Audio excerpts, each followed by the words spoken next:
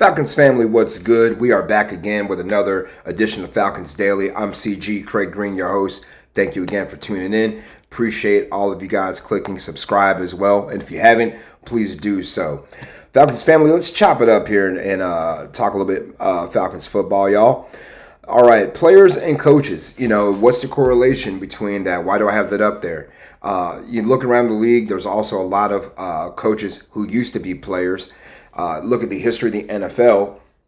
There's a lot of coaches who used to be players. So I posed the question to you guys: do former players make the best coaches around the league? And this is relative to our defensive coordinator, Jeff Olrich, who played linebacker for the San Francisco 49ers for 9-10 years and, was an on-again, off-again starter for them. He's getting a lot of love from Caden Ellis and Jesse Bates last week when they met with the media, talking about Coach Brick's personality, his mentality, how he approaches the game of football, and they say he still thinks like a linebacker, and may have the mentality of one, and also the aggressiveness of one when it comes to his coaching style. But do former players make the best coaches? Let's look at history. Okay, let's take a look at some historic coaches from way back when. Mike Ditka is one of them.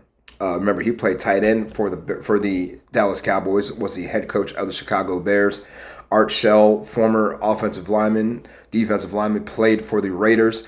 Also, Mike Singletary, linebacker, played for the Bears, coached the 49ers. Dick LeBeau, also everybody knows him from his defensive coordinator position with the Steelers, former player for the Detroit Lions. Also, look at coming closer to Atlanta. Norm Van Brocklin was a guy who was a former quarterback. Played for the Eagles, played for the Rams, and then ended up becoming a head coach for the Vikings and then the Falcons. After that, he coached 13 seasons in the NFL, had a losing record just like the Falcons did for a majority of the beginning of our history. But again, he's part of our history, so he's our guy. But the greatest coach of all time, arguably, in my opinion, hard to argue really, is Bill Belichick. And he was not an NFL player. He was a college football player. But, he did play tight end and center. And for a guy who was more of a defensive-minded coach, very surprising to know that he was an offensive football player during his time on the field. But I think I like when former players are coaches. I think that they add some insight to the game that someone who didn't play couldn't really add. Even Michael Vick, who's about to be the head coach at Norfolk State, I think he provides a lot of value to his players and his staff because he's been on the field before. Deion Sanders at Colorado, again, keeping it Falcon centric here. Again, his personality, his brand, and what he's all about.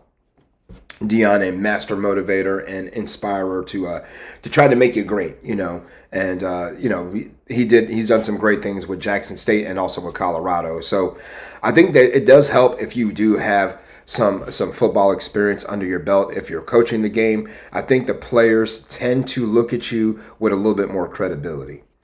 Is Michael Penix a guy who can take us over the 5,000-yard mark in 2025? The reason why I pose that question is because we saw former Falcon Kirk Benkert. He was on X looking at some film of Mike Penix, and he said about him, this guy, 5K yards loading. He thinks that he's a dark horse candidate to amass 5,000 yards passing and rushing, he said.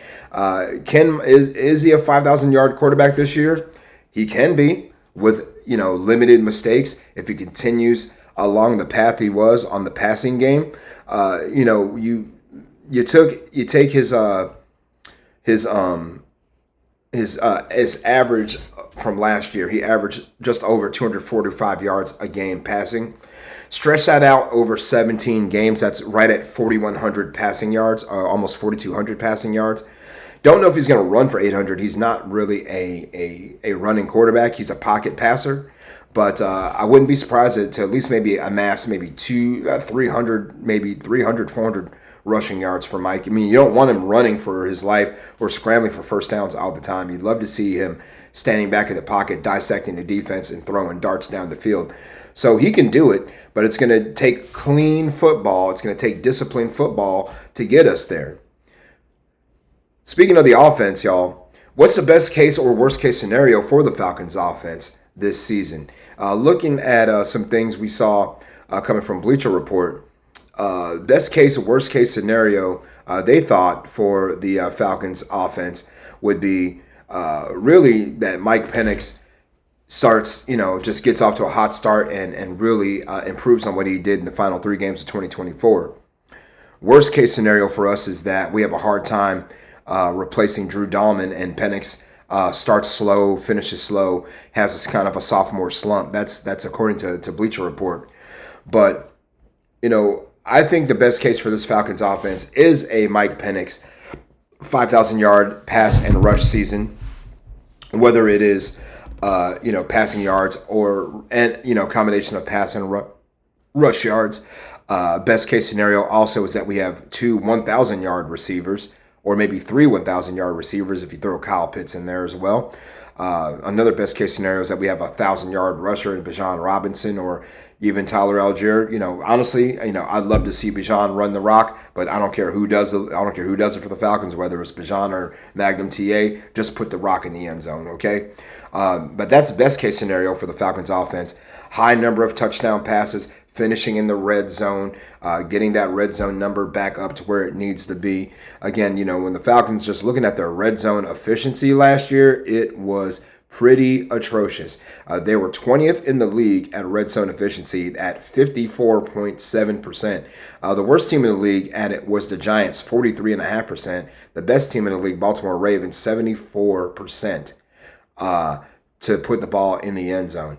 But again, I think it's really important for the Falcons to play cleaner. Again, it starts up front. Starts with the pre-snap reads. Really starts with the huddle. You know what I mean? Then it goes to the pre-snap reads. Then your offensive line and your skill players have to hold the water till the ball is snapped. Everything else after that is out of the coach's hands. It's up to the players to make it happen. Last thing I saw that really made me laugh was I was scrolling around on the Falcons X page, and they posted a video of the players looking at Roblox characters. If some of you aren't familiar with Roblox, it's a computer game, PC game, video game you can play, or even a mobile game. My daughter, Harper, she plays it on her tablet, and she knows all about the Italian brain rot characters, and some of the names. The Falcons were trying to guess some of them, and nobody really knew any of them, with the exception of Tyler Algier, who clearly has played some Roblox, because he knew immediately who Tung Tung Tung Tung Tung Sahur was. He immediately knew about some of the other characters like Chimpanzini, Bonanini, those, and the Falcons players took time to really just ridicule each other, ridiculing Michael Petrie, saying he looked like one of the characters.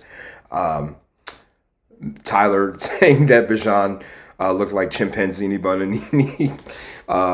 But it made me think, guys, about the other teams in the NFC South. If you could come up with some Italian brain rot names for the other 3 teams in the NFC South, what would they be? I don't know.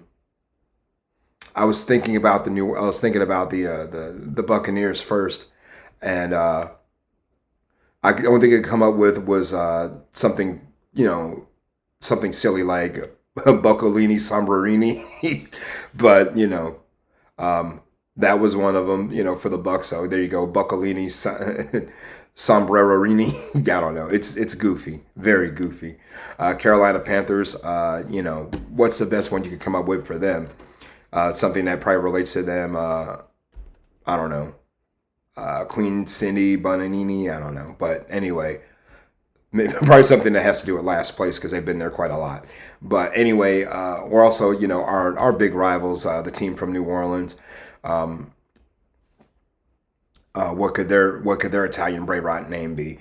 I don't know. Whatever it could be, keep it clean. Put it in the comments for me, and maybe we'll read them here, on Wednesday or Thursday. But again, familiarize yourself with Roblox. I watched the video about 3-4 times. My daughter watched it with me a few times, and she just had a ball laughing at it, because she knew Roblox immediately. She saw the Falcons talking about it, and it made her day, made my day. But again, the best one I can come up with is probably, like I said, for the Bucs, Buccolini, Sombrerorini. But, I'm a corny dad. What can I tell you? Guys, thanks for tuning in and having some fun with me here at the back end of today's show.